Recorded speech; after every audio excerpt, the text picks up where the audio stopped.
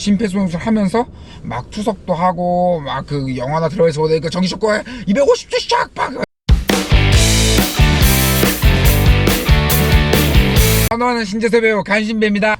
오늘도 또 차에서 촬영을 하게 됐는데, 제가 아직까지는 이제 너무 바빠요. 밤에는 간호사 일을 하고 있고 낮에는 공연 준비나 연습을 하기 때문에 지금 이동하는 시간들을 이렇게 아껴서 촬영을 좀 하려고 합니다. 지금은 제가 레슨을 받으러 가고 있는 중이고요. 오늘은 제가 왜 배우를 하게 됐는지, 어쩌다가 배우를 하게 됐는지 이런 얘기를 해보도록 하겠습니다. 그리고 다른 계열로 이직을 할 때 어떤 마음가짐으로 어떤 준비를 하면 좋을지 제가 그런 거를 좀 얘기해보려고 해요. 배우생활 시작하면 이제 딱 들어가면은 이제 제가 소개를 하죠.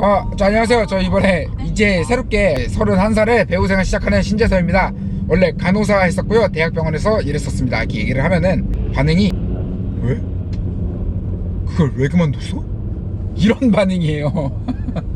특히 배우 생활을 좀 오래 하신 분들이 그런 반응을 많이 보이십니다. 왜냐면 배우라는 직업이 사실 경제적으로 녹록지 않은 직업이잖아요. 근데 그에 비해서 간호사는 사실 경제적으로도 안정적이고 사회적으로도 나름 비교적 안정적인 편이다 보니까 왜 그런 안정적인 직업을 그만두고 이렇게 어려운 길을 가려고 하냐. 물론 간호사도 어려운 길이었지만 그런 질문들을 종종 많이 받았어요. 근데 이제 제가 왜 그럼에도 불구하고 이 길을 선택하게 되었는지, 어떻게 준비를 했는지 이런 얘기 해보도록 하겠습니다. 제가 처음 이 길을 고민하게 된 건 간호사로 일하고 있던 잘 일하고 있었어요. 응급실에서 한 1년 정도 됐을 때 처음으로 CPR, 심폐소생술 환자를 받았어요. 근데 그 환자가 하필이면 되게 어려운 환자였던 거예요. 심폐소생술 하면서 막 투석도 하고 막 그 영화나 들어가서 보니까 정기 쇼크에 250주 샥 막 이런 것도 하고 막 그런 환자였어요. 지금 봐도 힘들 거예요, 그 환자는. 그런 환자를 보고 있는데 난 처음 받아보니까 심폐소생술 환자를 뭘 어떻게 해야 될지도 모르겠고 너무 힘든 거야. 그래서 머리가 하얘지는 거야. 아무 생각도 안 들고 멍해지면서 이 환자를 어떻게 살려야겠다, 어떻게 잘해야겠다 이런 생각이 드는 게 아니라 그냥 빨리 끝났으면 좋겠다, 그냥 집에 가고 싶다 이런 생각이 드는 거예요. 그러고 나서 이제 퇴근을 하고 집에 왔죠. 5만 가지 생각이 다 들더라고. 내가 지금 뭐 하고 있는 건가, 환자 살리겠다고 병 고치겠다고 간호학과 와서 간호사 돼서 응급실 가서 지금 뭐 하고 있는 건가, 이러다가 내 인간성이 무너져 버릴 것 같다 이런 생각이 든 거죠. 그런 생각을 하고 있던 와중에 제가 이제 대극장 뮤지컬 레베카를 보러 갔어요. 그 커튼콜 무대에서 배우들이 이렇게 인사를 하고 환호를 받는데 그 모습이 너무 멋있는 거예요. 너무 멋있고 행복해 보이는 거예요. 그래서 나도 저렇게 멋있게 살아보고 싶다, 내가 하고 싶은 일 하면서 즐겁게 살아보고 싶다 이런 생각을 하고 있었어요. 사실 원래 연기를 해본 적이 없진 않아요. 제가 아마추어 연기는 10년 정도 했거든요. 21살 때 대학에 들어가서 연극 동아리로 시작을 했고, 외부 활동을 하다가 알게 된 분한테 소개를 받아서 외부에서 연극 활동하다가 또 거기서 소개를 받아서 뮤지컬 동호회 활동까지 했어요. 그러니까 한 10년 정도 이제 아마추어 연기를 했던 건데, 이제 그때 만났던 선생님한테 상담을 했죠. 제가 이러다가 심적으로 무너져 버릴 것 같다, 좀 하고 싶은 일을 하며 살고 싶다. 근데 그때 선생님이 말씀하셨어요. 내가 예전에, 물론 예전 얘기겠지만 6개월 동안 연극을 하면서 60만 원을 받았다. 그럼에도 불구하고, 이렇게 힘든데도 불구하고 너가 하고 싶으면 연락을 해라, 찾아와라.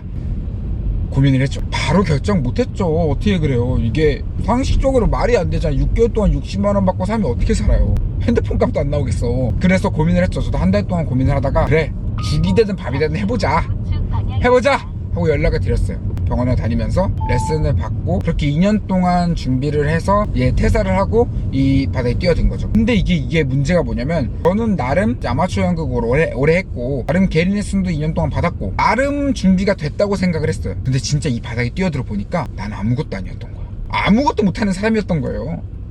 그래서 정말 심적으로도 많이 힘들었고 고민도 많이 했어요.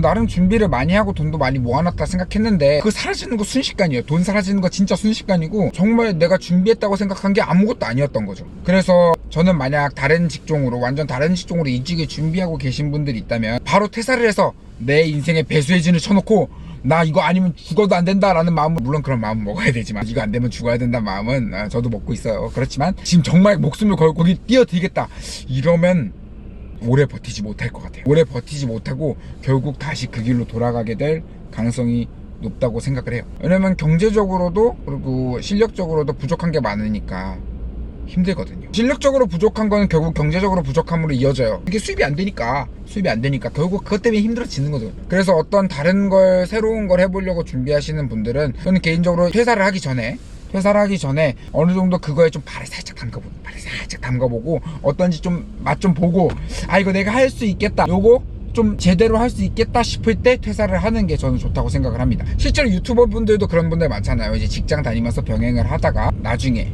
이제 좀 이것만 해도 되겠는데 싶을 때 이제 직장에 퇴사를 하시는 분들이 많잖아요. 그런 것처럼 일단은 병행을 하면서 발을 살짝 담가보고 어느 정도 좀 어떻게 하면 되겠다 싶을 때 퇴사를 해야지 좋을 것 같아요. 안 그러면 경제적인 힘들, 그리고 내가 이게 안 되는 건가, 나는 이거 안 되나 싶은 그것 때문에 이상한 거에 손을 댈 가능성도 있어요. 평소에 내가 안정적일 때는 절대 손 안 대 이상한 거, 어떻게 보면 사기나 뭐 이런 것도 포함되죠. 그런 거에 불안하고 막 불안정하니까 어떡하지 하면서, 그런데 이렇게 이거라도 해볼까? 이러면서 손을 딱 뻗게 되는 거예요. 실제로 그런 배우 쪽에서도 약간 불안정함이나 절실함들을 이용해서 어린 친구한테 사기치는 회사나 유령회사나 그런 사람들이 생각보다 많아요. 꽤 있다고 하더라고요. 저는 아직까지 그런 사기치는 사람 만나보진 못했지만 저희 선생님도 저한테 언젠가 반드시 한 번은 그런 사람을 만나게 될 거라고 말씀을 해주셨어요. 그렇기 때문에 어느 정도 안정적인 부분은 가지고 가야 됩니다. 안 그러면 버티기가 너무 힘들어요. 그래도 꼭 여러분들 모두가 하고 싶은 일 하면서 살면서 즐겁게 살 수 있었으면 좋겠어요. 저도 앞으로도 이제 즐겁게 살 수 있도록, 즐겁게 제 삶을 영위하면서 그런 모습 보여드릴 수 있도록 노력하겠습니다. 네, 그럼 이만 줄이도록 하겠습니다. 지금까지 간호하는 신재섭 배우 간신배였습니다. 예, 감사합니다.